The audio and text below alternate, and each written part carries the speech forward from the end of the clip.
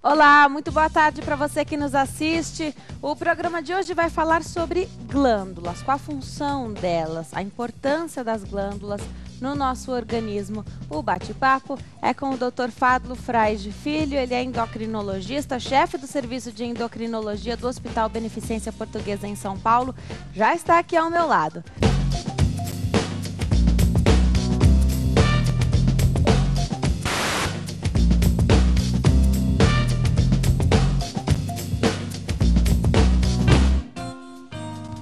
Olá para você que nos assiste de qualquer parte do mundo. O Consulta ao Doutor já está no ar. Hoje nós vamos falar sobre glândulas. Tem dúvidas? Quer saber sobre algumas das principais glândulas do nosso organismo? Pega o telefone, liga para cá, 0 operadora 11 3337 5886. 3337-5886. Você também participa pelo Twitter e é muito fácil participar pelo Twitter. Imediatamente eu leio a sua pergunta, o doutor já esclarece. @consulta-doutor. Você também pode seguir a gente no Instagram, @consulta-ao-doutor. Tem sempre fotos por lá.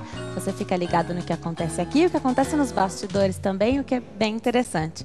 E participa sempre pelo e-mail, consulta@hittv.com.br. A gente lê todos os e-mails, anota as sugestões, tem gente também sugerindo o tema pelo Twitter, a gente anota também e em breve a gente fala sobre esses assuntos que vocês sugeriram. Pode aproveitar e já fazer suas perguntas que a gente anota e no dia da entrevista a gente faz a sua pergunta. Hoje eu recebo o Dr. Fadlo, é um prazer te receber aqui. Doutor, obrigada por ter vindo. Prazer é todo meu, satisfação estar aqui.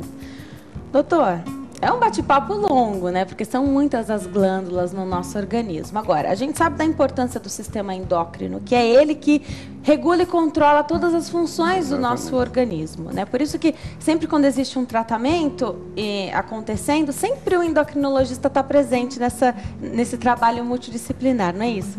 Então, o sistema endócrino, na realidade, é o sistema que congrega todas as glândulas, né? Como você bem falou, regula e controla o organismo. Não é? É o elo de ligação entre os órgãos e as modificações que o organismo vai acontecendo no dia a dia, na alimentação, na temperatura, no estresse, na atividade, no sono, enfim. Todas essas modificações que ocorrem passam pelo sistema endócrino. É claro que existe uma integração do sistema endócrino com o sistema nervoso central. Né?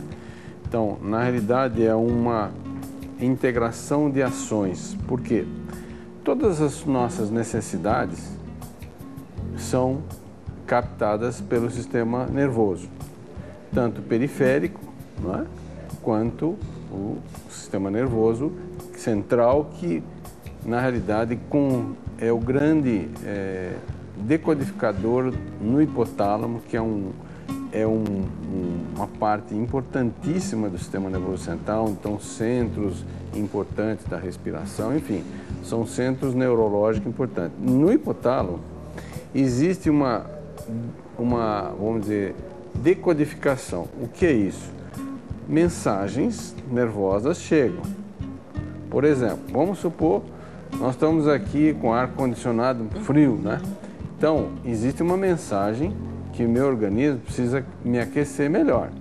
E essa mensagem, o sistema nervoso periférico leva para o sistema nervoso central, ele transforma numa mensagem nervosa no hipotálamo, que tem um hormônio que vai agir na nossa glândula maestra, que é a hipófise, que vai estimular a tireoide a fabricar mais hormônio para aquecer o organismo. Elas estão todas conectadas, então, de alguma forma. Todas conectadas, exatamente. Então, é uma conexão que vai do sistema nervoso periférico, sistema nervoso central, hipotálamo, a glândula hipófise e as outras glândulas. A hipófise é uma glândula fundamental. É uma das principais? É a principal, porque a gente costuma dizer que ela é a glândula maestra. Perfeito. Ela tem hormônios que controlam as outras glândulas do organismo. Tireoide, a suprarrenal, enfim, as gônadas, ovário na mulher, testículo no homem, enfim. Dá para resolver um problema como esse na principal glândula do organismo? Não é fácil, mas a gente tem que repor, tem que primeiro diagnosticar quais são as glândulas que estão deficientes, não é? E a gente repor os hormônios de cada uma. De cada uma dessas glândulas, a gente vai ter que falar um pouquinho hoje sobre as doenças específicas, né? Tá, a gente vai falar então, agora. a gente falou da hipófise. Eu acho que a hipófise é fundamental. Tá. A hipófise, na realidade, ainda tem possibilidades de ter outras doenças, que é o que interessa. Relacionados a ela. A ela. Somente. Então, exemplo. Tá, primeiro você falou do trauma, por exemplo, dos motociclistas, motofretistas, enfim. Isso pode ser um trauma passageiro ou uma vez que essa glândula foi lesada e comprometida de alguma forma, é difícil restabelecer o funcionamento normal? Normalmente é irreversível, tá, né? Porque esses traumas, eles lesam os tecidos e não tem como recuperar mais o tecido nervoso, né? Tá, aí você fica saudável, você recoloca esses hormônios no lugar, mas a glândula responsável por isso ficou comprometida. Ficou comprometida. Bom, tá, a hipófise ainda tem alguns outros problemas. Vamos falar então. Existem os tumores que são apenas destrutivos da hipófise e acaba levando a um quadro de insuficiência das outras glândulas, entendeu? Tá. Então, é o que a gente chama de eixo endócrino, porque começa no hipotálamo, a hipófise e a glândula. Então, às vezes, um hipotireoidismo simples, pensa-se que é uma deficiência da tireoide, não é. Às vezes é um tumor na hipófise. E se não diagnosticado, é grave, entendeu?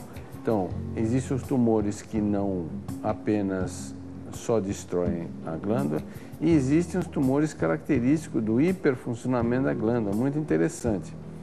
Por exemplo, as células que produzem o hormônio de crescimento podem fazer um tipo de a gente chama adenoma, é um tumor benigno que é como fabricando muito hormônio. Se incide na criança, até antes do fechamento das cartilagens da mão, do crescimento dos ossos, a pessoa vai ficar um gigante. Então você pega um sujeito... Por essa hiperatividade da hipófise. Exatamente. Então, se é um indivíduo com 2 metros e tanto... Nós tivemos jogadores de basquete, de vôlei, teve alguns que... A pessoa se beneficia disso, ao mesmo tempo isso não é saudável. Não é saudável, não, porque ele teve uma doença que levou. Se ele conseguiu dominar a doença e vai ficar com aquele tamanho mesmo, isso não tem dúvida. Essa mesma doença incide, por exemplo, numa pessoa já adulta, dá um quadro de acromegalia. Isso é muito importante para os seus ouvintes, porque essa doença é uma doença praticamente imperceptível. É uma doença que as pessoas vão aumentando as mãos e os pés. Só as mãos e os pés. E a face também. Vai ficando uma protrusão no nariz maior. Essa parte que a gente chama de fronte, ela se projeta. Há também um aumento da mandíbula que vem para frente. Então a pessoa fica com face meio embrutecida. Mas não se percebe, porque isso é uma evolução às vezes de 40 anos. O que percebe, as pessoas não chamam atenção, você tem que entender isso. Você está perdendo os anéis. Aquela aliança que você tinha não serve mais. Está pequena. Está pequena. Seu dedo ficou maior. Uma coisa que as pessoas não sabem, depois dos 18, 19 anos, você calça quanto? 37? Vai ser 37 para sempre. O resto da vida. Tá. O homem, 41, é 41. Aí, de repente, a pessoa não percebe, já está calçando 39, a mulher 40, o homem 44, entendeu? Tem alguma coisa errada, né? E essa coisa errada é exatamente a hipófise. Outra doença muito interessante, e essas doenças são importantes porque esses tumores têm que ser, embora benignos, eles vão alterando o organismo, tem que ser operados. Tá, então o que você está me dizendo aqui, esse crescimento das mãos, dos pés, essa modificação que acontece na face, tudo isso é característica de um tumor que, ainda que benigno, tem que ser diagnosticado e tratado. Sem dúvida, tá. Sem dúvida. Né? Por quê? esse pequeno tumor ele pode crescer, comprimir o sistema nervoso central e pode complicar bem a Agora, vida. foi exatamente isso que você falou. Como é um crescimento aí a longo prazo, você não percebe, né? Então, com 18 anos você calça 37, aí com 25 você aumentou um número. Isso é muito lento, muito né? Lento, Só, muito lento. eu imagino que a questão da face é que seja um pouquinho mais... como a face muda, né? A pessoa já logo fica alerta que alguma coisa está acontecendo de errado. Mas mesmo assim, quem convive com a pessoa, uma mudança que é muito lenta, a pessoa não vê, né? Não percebe. Outra doença que é da hipófise é o aumento da prolactina. A prolactina é o hormônio que é secretado fisiológico normalmente durante... você tem a gestação, você tem que amamentar a criança, a prolactina estimula a formação de leite. Não é? E ela também é responsável pela inibir a menstruação no período de lactação. De repente, existe um tumor da hipófise que começa a secretar essa prolactina. Altera a menstruação da mulher. A mulher começa a ter leite fora sem estar grávida, sem nada, entendeu? Então, um simples exame de mama que sai um pouco de leite pode ser um tumor na hipófise. Perfeito. Então, precisa também passar com o médico, passar de preferência com o endocrinologista para fazer uma checagem. Doutor, vou te interromper um pouquinho para a gente atender uma ligação. Pois não. Vamos falar então com a Elaine, falar ao vivo com a gente de Curitiba, no Paraná. Olá, Elaine, boa tarde para você. Boa tarde, é um prazer falar com vocês. O prazer é todo nosso. Fica à vontade, viu, Elaine? Pode fazer a sua pergunta. Eu gostaria de perguntar ao doutor, porque há 20 anos atrás eu comecei a ter um distúrbio hormonal e que causava uma variação menstrual. Então, um mêsinho a menstruação, 2 meses não. E aí eu comecei a passar por vários médicos, ginecologistas, e foram feitos vários exames, inclusive ressonância e tomografia computadorizada de tireoide, de hipófise. E não foi fechado nenhum diagnóstico, né, porque não apareceu nenhum tumor, nenhuma causa específica. De lá para cá, eu acabei fazendo alguns tratamentos para infertilidade, que quando eu tomava injeções hormonais, acabavam ocorrendo uma ovulação excessiva. E não tive filhos devido a alguns fatores, e eu gostaria de saber do doutor se ele já presenciou algum caso assim, qual que é a sugestão dele ou opinião dele. Elaine, quantos anos você tem? Hoje, 42. Tá certo. Tem mais alguma pergunta para a Elaine? Posso me despedir dela? Não, eu queria saber se ela foi feita dosagens da prolactina, usou a parte de outros hormônios, tireoide, etc. Elaine, você ouviu o doutor? Eu não consegui ouvir a pergunta. Se você fez dosagens de outros hormônios, a prolactina, tireoide. Fiz todas as dosagens hormonais por diversas vezes. Nada foi diagnosticado e seu problema continuou? Não foi diagnosticado nenhum problema, houve uma baixa de estrogênio, mas de T3, T4 não teve nenhuma alteração. Elaine, obrigada pela sua participação. A gente sabe que é difícil o doutor responder precisamente sem estar com você aqui pertinho dele, sem ele te ver, sem ter os exames, enfim. Mas, doutor, o que a gente pode esclarecer aí para a Elaine? Obrigada, Elaine. Um beijo para você. Bom, na realidade parece ser um problema de alterações menstruais, que não conseguiu engravidar, parece, isso, né? É possível isso por outras causas, né? Não tem nada a ver com... Se os hormônios da hipófise estão normais, não tem alteração na hipófise e possivelmente, geralmente, os problemas são das glândulas, do ovário, no caso dela, não é?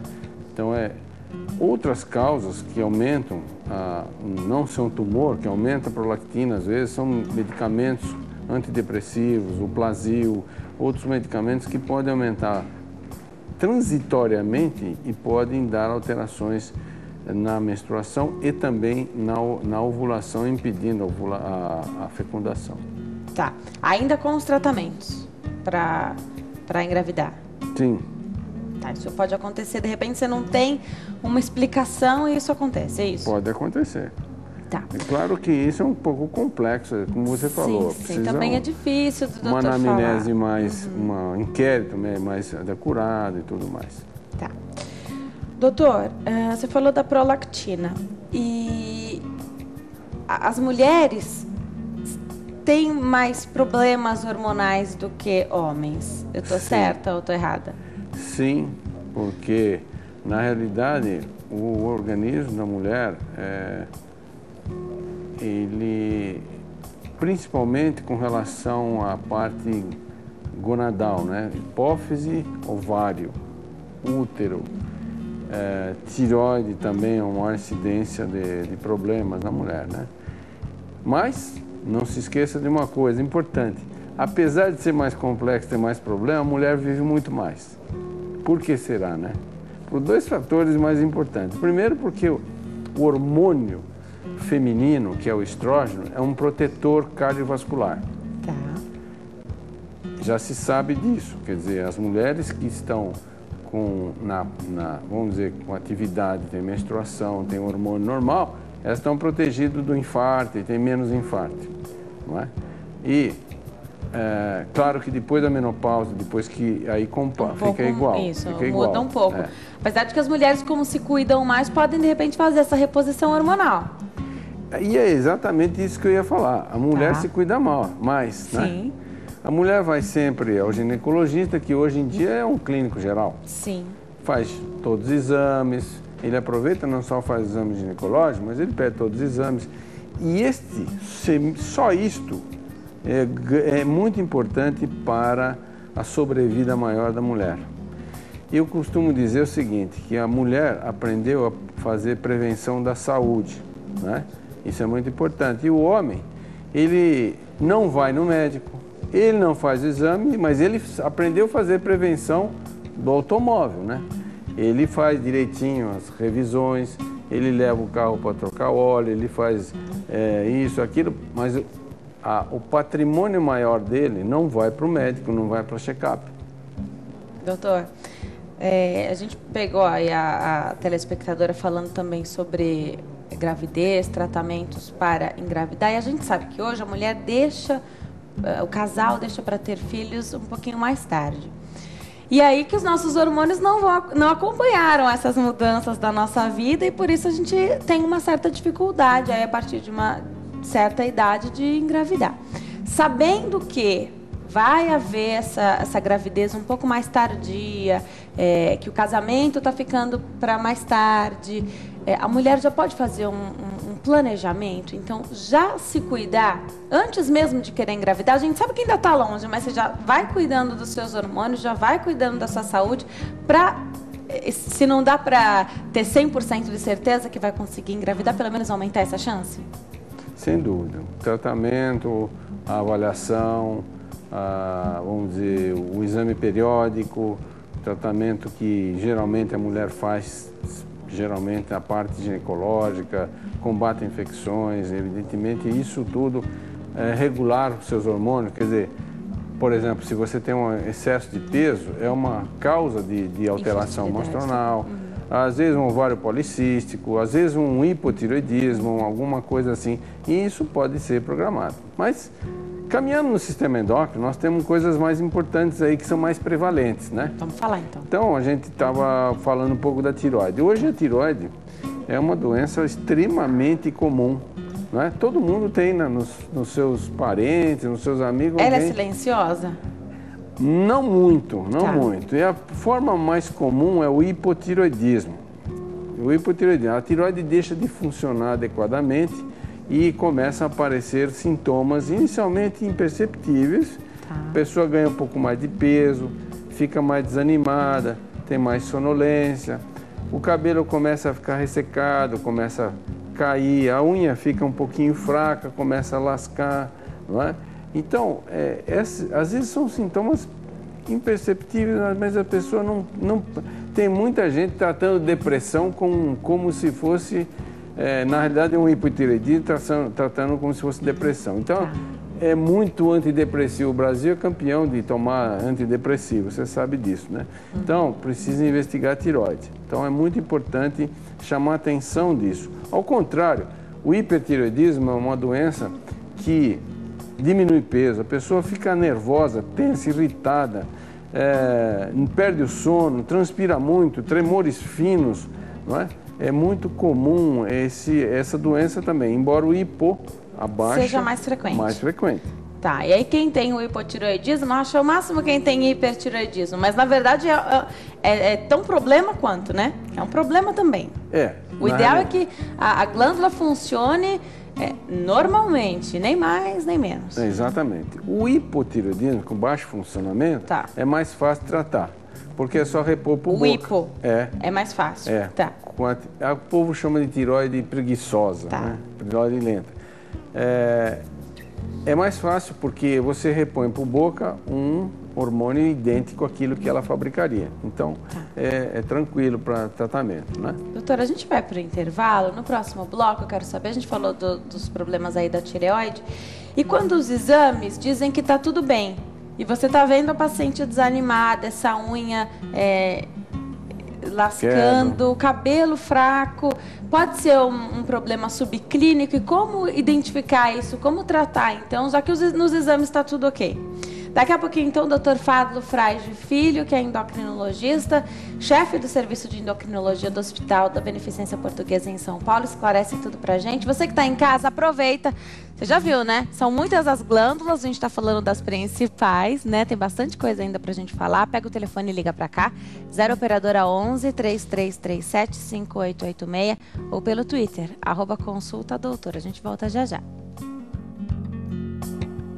Nós estamos de volta ao Consulta ao Doutor de hoje. Fala sobre as principais glândulas do nosso organismo. Eu recebo o endocrinologista Dr. Fábio Frade Filho.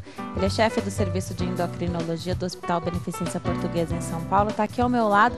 Já tirou muitas dúvidas, tem muita coisa para falar, né, doutor? Um programa é pouco para a gente falar sobre isso, né? O sistema endócrino é muito complexo e amplo, né? É verdade. Agora, doutor, deixa eu perguntar no bloco anterior, como é que faz quando existe um hipotireoidismo subclínico? Aquele, então, que os exames estão ok, mas que o problema existe e só o exame que não diagnosticou. Na realidade, se a gente observar, o exame não está tão ok.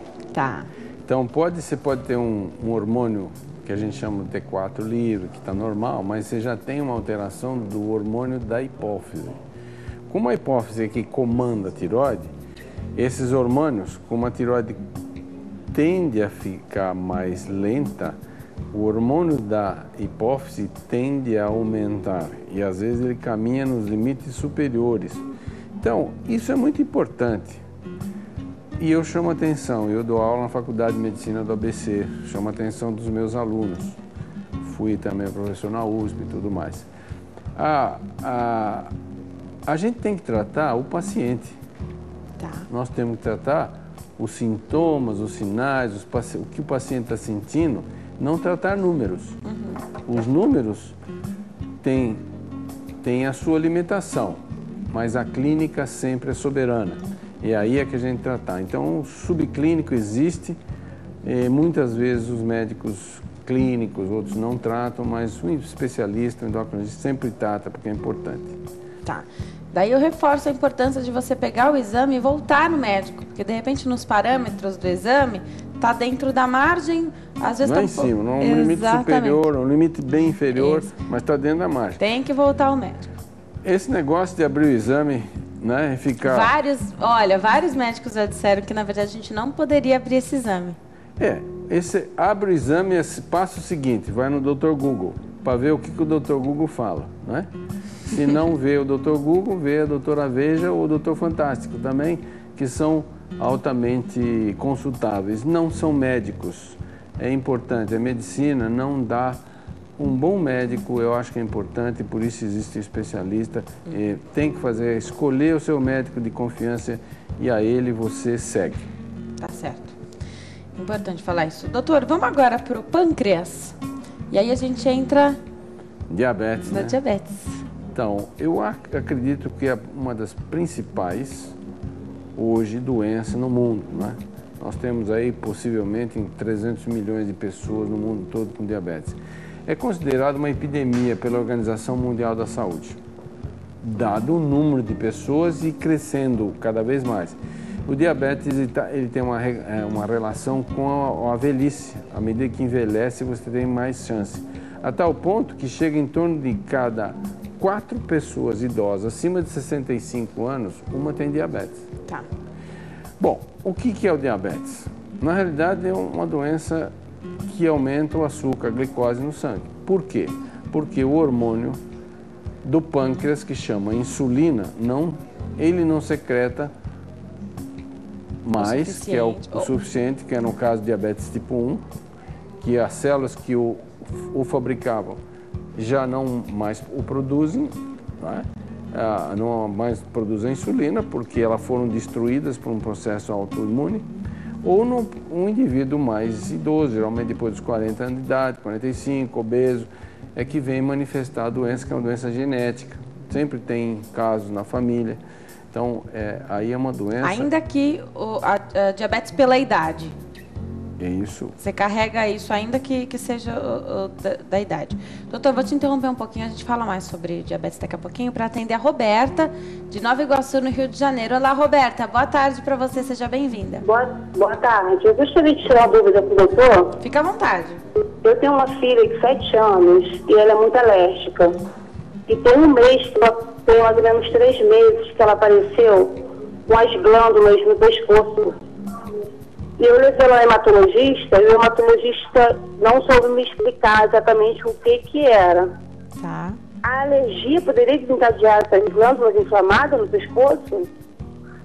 Obrigada. O que apareceu no pescoço? São bolinhas no Umas pescoço? glândulas no pescoço inflamadas.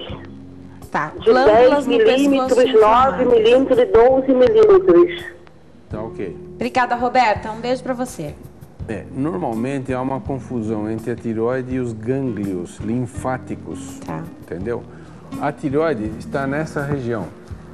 Tá. Né? A parte inferior do pescoço, anteriormente. Os gânglios geralmente se alojam na região submandibular, aqui embaixo da mandíbula. Tá. Entendeu?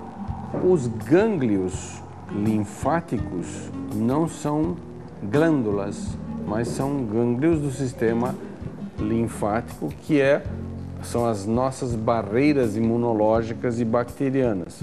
Quando o organismo é atacado, né?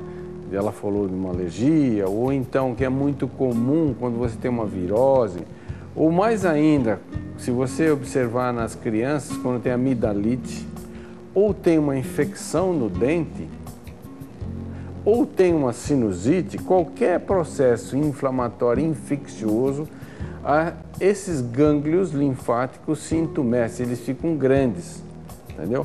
Mas na realidade trata-se de uma defesa do organismo contra a invasão ou de vírus, bactérias, enfim, Não é nada ruim. Não. É só a maneira do corpo combater esse processo. É claro e evidente que cada caso é um caso. Se você não tem nenhum processo inflamatório, você não tem nada do que eu falei, um aumento de gânglios pode ser suspeito. Então tem que ser diagnosticado, tem que ser averiguado, não é? Tá certo. Obrigada, então, Roberta, pela sua participação. Vamos continuar falando do diabetes, doutor? Muita gente... As pessoas estão vivendo mais. E aí a gente tem mais problemas acontecendo. Aí a gente lida agora com mais doenças. Diabetes é uma delas, então, é isso? Isso. Só que tem gente que não tem mais de 60 anos e já tem diabetes, e não é aquela que a pessoa já nasceu com essa deficiência. É o que a gente chama de diabetes tipo 2. Tá. Essa é uma doença que vem crescendo muito, né? E o aumento programado nos próximos 20 anos de quase 80% aqui no Brasil. O que vem junto com o diabetes é a obesidade, Tá. excesso alimentar, principalmente com excesso de carboidrato, açúcar, massa. Essa alimentação errônea que o pessoal agora tem, principalmente nos grandes centros, né? O sujeito não tem tempo para voltar para casa, o que ele faz? Ele desce, vai no bar da esquina, come uma pizza, come um sanduíche, né? Come um doce de sobremesa e acha que se alimentou. Não, ele está fazendo um grande malefício para o organismo, né? deixando de comer seu prato de arroz e feijão, seu bife, a sua salada e uma fruta. Não interessa, é uma banana? Não tem importância, é uma banana. É um pedaço de mamão? Tudo bem. Essa alimentação do brasileiro é extremamente importante, deveria ser mantido, porque é uma boa combinação nutricional. E nós estamos nos afastando disso e que vem a obesidade. A obesidade é o passaporte para o diabetes. Tá. Entendeu? Existe um aparecimento muito grande. O grande problema da pessoa com diabetes é aproveitar a grande audiência do seu programa. É uma doença extremamente fácil de controlar e extremamente grave, não controlada. Só que tem um detalhe, é uma doença silenciosa, ela é bioquímica, ela é diferente das outras doenças.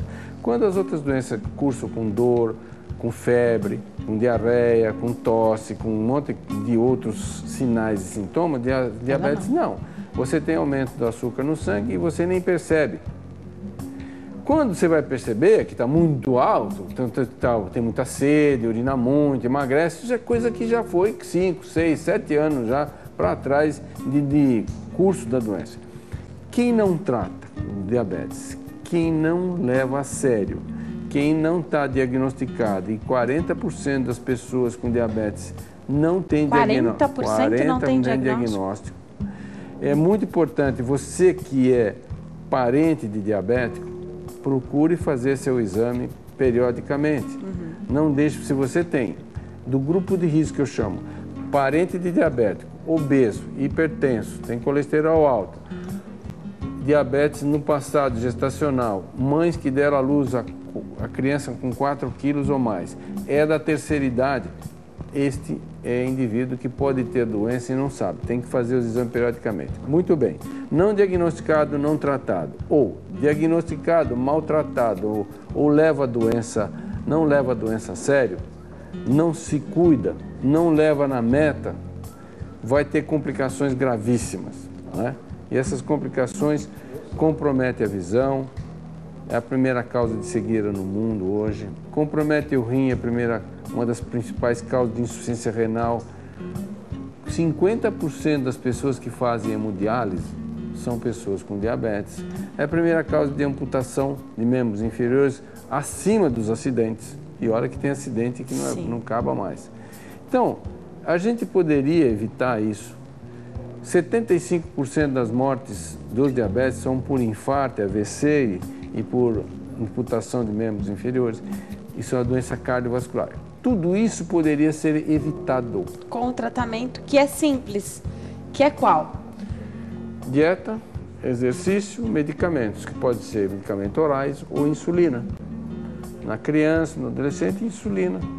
E no adulto, isso que eu falei, pode ser uma combinação de insulina com antidiabéticos orais. Mas tem que ter disciplina. Não é fácil, mas o benefício de você viver sem complicações... A pessoa vive tranquilamente, ela é diabética, porém vive tranquilamente com os exames em dia.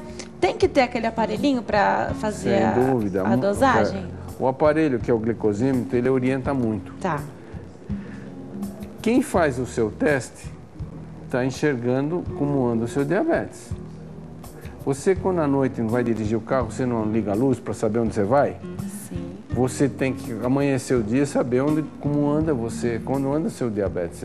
Só através da sua glicemia que você sabe onde está o seu diabetes. Está muito alto, está muito baixo. Quem é que tem que ter esse aparelhinho aí? Todos os diabéticos têm que ter. Principalmente aqueles que tomam insulina, é muito importante essa recomendação. Faça o seu teste antes, tome a insulina de acordo com a glicemia. As pessoas, de uma forma geral, tomam insulina em doses fixas. Não é assim. A insulina é um medicamento extremamente potente que deveria ser adequado de acordo com a necessidade. O médico dá essa orientação para o paciente? Porque, de repente, ele faz essa dosagem dessa taxa fixa? Infelizmente, não. Essa dosagem fixa porque ele não sabe que deve... Então, volta no seu médico.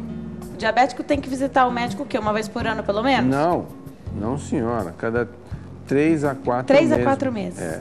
No mínimo 3 vezes por ano para fazer os exames. No laboratório? No laboratório. Tá. E existe um exame chamado hemoglobina glicada, que mede a média das glicemias dos últimos 60 a 90 dias, que mede o controle do diabetes. Essa hemoglobina é uma fração da hemácia, da hemoglobina da hemácia, que ela sofre quando a glicemia sobe, ela marca.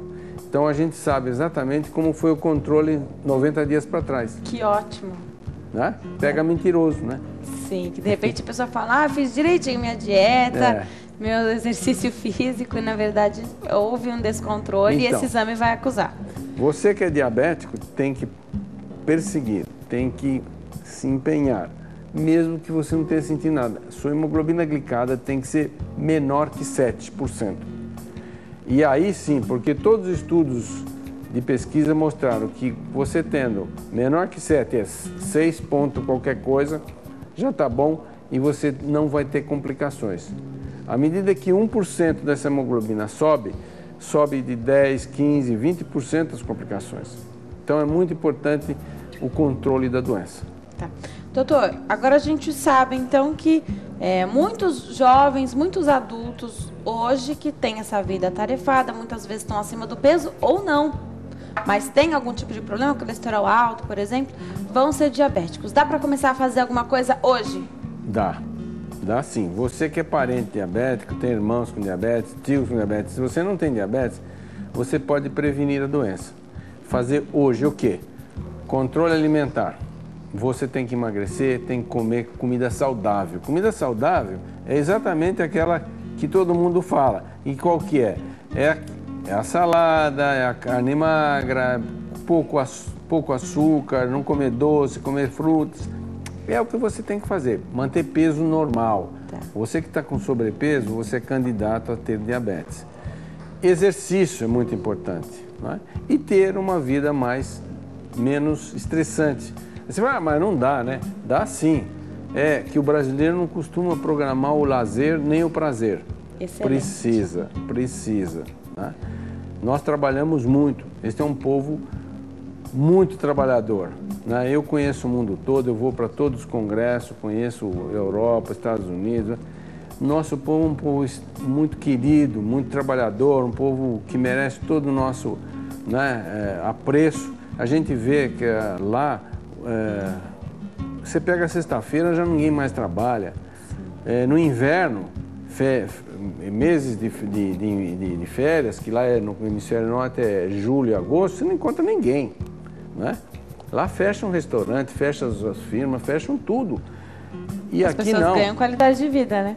Exatamente. Então nós temos que programar o nosso lazer, o nosso prazer também dentro das nossas possibilidades, é claro, cada um. E tratamento com medicamento, antes mesmo disso ser diagnosticado uma diabetes, por exemplo? Existe essa possibilidade, sim. Na realidade, existem formas iniciais de diabetes. Se chama de pré-diabetes, erradamente, mas na realidade é o início da doença. Às vezes a pessoa tem, às vezes, glicemias de jejum dentro dos parâmetros até normal, discretamente alterado, já início da doença tem que tratar com medicamentos, dieta, exercício.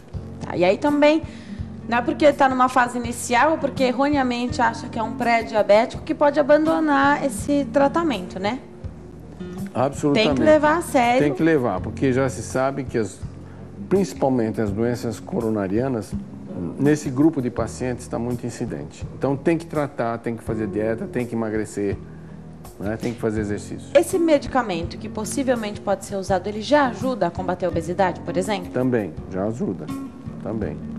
Mas eu costumo dizer que contra a boca nada pode. E a obesidade é a outra grande doença, né? Que acompanha o diabetes como uma epidemia mundial, é a obesidade. E o mundo está ficando gordo. Por quê? Porque desvio da alimentação, a eletrônica, tudo muito fácil na mão. Tudo substituindo o trabalho muscular. Né? Isso é um grande desvio da natureza com que o nosso organismo foi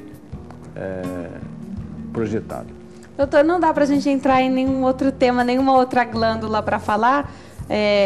Faltou coisa para a gente falar, como sempre o programa corre muito rápido, né? Tem muita coisa para a gente esclarecer aqui para quem está em casa, mas olha, o doutor disponibilizou um e-mail para você que está em casa. Então, sobre alguma dúvida, a gente sabe que o tempo é curto, né? O programa é bom, então a gente sempre sobram coisas para a gente falar, falta tempo. frage@gmail.com. Manda o e-mail lá, o doutor disse que responde, né, doutor? Faz a referência que você nos viu aqui no consulta, que o doutor vai responder para você que está em casa. frage@gmail.com. Doutor, foi um prazer te receber aqui. Já está convidado para voltar. Muito obrigada, viu? Eu que agradeço a oportunidade. Foi um prazer estar aqui com você e com os seus telespectadores. Muito obrigada. Muito obrigada pelo carinho, pela audiência. Hoje eu conversei com o Dr. Fábio Frage Filho. Ele é endocrinologista, chefe do serviço de endocrinologia do Hospital Beneficência Portuguesa aqui em São Paulo. Tirou as nossas dúvidas sobre algumas, né, doutora? Algumas glândulas. Obrigada pela companhia, pela audiência. Antes de terminar o programa, Walter, quanto tempo eu tenho? 30 segundos? Um minutinho? Tá. Então ainda dá tempo de eu mandar beijo aqui para quem comentou meu post no Facebook. Eu deixei essa semana lá no meu Facebook pessoal e no meu profissional, de onde as pessoas assistiam, que eu ia então mandar beijo. A Márcia Celina Benites disse que adora o programa, ela mora em Uruguaiana, Rio Grande do Sul. A Maressa Bulhosa Portugal disse que assiste a gente sempre. A Maressa sempre coloca posts legais lá no Face. Um beijo para você, Maressa. Júnior Mota assiste a gente da Bahia. E a Elizabeth Oliveira diz que adora o Consulta, assiste a gente de Fortaleza, no Ceará. Fernando Bersotti também mandou um beijo aqui, ele assiste de São Paulo. Um beijo para vocês. Eu estive em Fortaleza no ano passado, nas minhas outras férias lá, antes de assumir aqui o Consulta. Muito gostoso esse lugar, quero voltar assim que puder.